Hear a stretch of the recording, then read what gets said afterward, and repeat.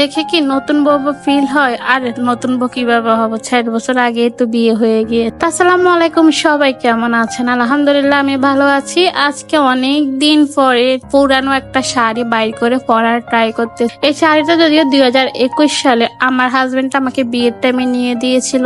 যেহেতু ভালোবেসে বিয়ে করেছিলাম, অতটা অনুষ্ঠান করা হয়নি। তো এভাবে আজকে এটা ৬ বছর পরেছিল, পরা হয় ২-১ বার পরেছিলাম। তো এখানে এখন আজকে বাইর করলাম বলি একটু পরে দেখি কেমন। তো অনেকটা চেষ্টা করার পরে আমি যেহেতু শাড়ি পরতে পারি না, আমার শাড়ি পরতে অনেক কষ্ট হয়, কারণ আমার শাড়ি কখনো পরতে পারি না এভাবে একা একা। শাড়ি পরতে হলে কাউকে না কাউকে লাগে। যদিও আজকে আমার হাজবেন্ড বাসায় ছিল না, সে ছিল বাহিরে। তো বাহিরে ছিল, সেজন্য আমি কি করব, একা ক্যামেরাম্যানও আমি, শাড়ি পরাও আমি, সবকিছু একা একা করেছি। তার জন্য আসলে মেয়েদের জীবনে অনেক স্বপ্ন, আশা ভরসা অনেক কিছু থাকে, সবকিছু সবসময় পূরণ হয়। একটা টাইমে অনেক স্বপ্ন দেখতাম লাল টুকটুকু শাড়ি পরে শ্বশুর বাড়িতে যাবো, বিয়ে হবে, কিন্তু এটা আর হলো না। যেহেতু পালিয়ে বিয়ে করেছি তাই এটা আর হয়নি। তো জীবনে আসলে অনেক কিছু আফসোস থেকে যায়, সেটা আর কি। তো যাই হোক, আমার এগুলাতে কোনো দুঃখ নাই। যে যা আল্লাহ তাআলা ভাগ্যে রেখেছে তাই হয়ে, যা আল্লাহ তাআলা রিজিকে রেখেছে সেটাই হয়েছে। সবকিছুর জন্যই আলহামদুলিল্লাহ, আল্লাহ তাআলা যা দিয়েছে তার জন্যই খুশি। তো যদিও শাড়ি পরার জন্য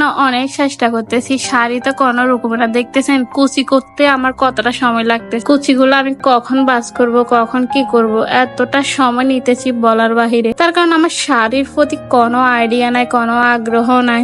বারবার ক্যামেরার দিকে তাকাচ্ছি, আর তো শাড়ি তো আমাকে পাগল করে দিচ্ছে। এখান দিয়ে আঁচল পরে যাচ্ছে, ওইখান দিয়ে আঁচল পরে যাচ্ছে, মানে কি এক অবস্থা। শাড়ি গুছিয়ে গাছিয়ে পরতে পারতেছি না। অনেক চেষ্টা, অনেক কষ্টের পরে যা একটু করেছি। এখন আসল সমস্যা হচ্ছে যে কি কুচি নিয়ে। কুচিটা ঠিক করতে তো আরো অবস্থা খারাপ হয়ে যাবে, কারণ যদি বাসা কেউ থাকে অল্প কিছুক্ষণই তো হয়ে যায় কুচিটা। তো যেহেতু বাসা কেউ না, একা একা ঠিক করতে হচ্ছে। বারবার ক্যামেরার দিকে তাকাচ্ছি আর কুচি ঠিক করতেছি।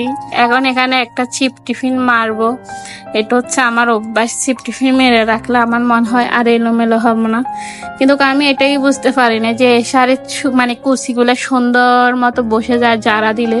দেখেন যারা দিছে কি সুন্দরভাবে কুচিগুলো বসে গেছে, মানে অন্যজনের আর হেল্প প্রয়োজন হবে না। পরে এগুলো সুন্দর করে বাস করে দৌড়ে নিয়ে নিয়েছি। আসলে কেউ আমার শাড়ি পরা দেখে হাসিয়েন না, কারণ আমি শাড়ি পরতে পারি না। দেখতেছেন শাড়ির আঁচলও আমার সাথে দুষ্টামি করতেছে, আঁচলটা শুধু বারবার পরে যাচ্ছে। কি করবো বলেন, শাড়ি পরার মতো সে অভ্যাসটা হয়ে উঠে। তবে কখনো যদি চেষ্টা করি অবশ্যই পরবো নি। এরকম করে শাড়ি পরার আগ্রহ, ইচ্ছা অনেক ছিল, পরতে পারি না সময়ের অভাবে। আর সবসময় সবকিছু তো সম্ভব না। তারপরে কথা হচ্ছে আমি শাড়ি পরি না, আমি সবসময় জামা পরে থাকি। তার জন্য শাড়িতে এতটা অভ্যস্ত না।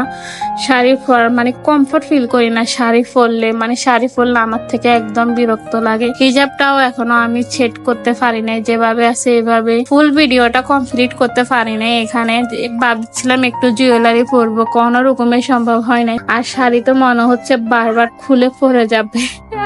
আর আমার অবস্থা দেখেন, শাড়ি দেখে আমি নিজে হাসতেছি। শাড়ির এই অবস্থা, মানে শাড়ি দেখে আমি নিজে আফসোস করতেছি। এত বড় হয়ে গেছি, বিয়ে করছি ৬ বছর হয়ে গেছে, এখন নাকি একটা শাড়ি সামলাতে পারি না।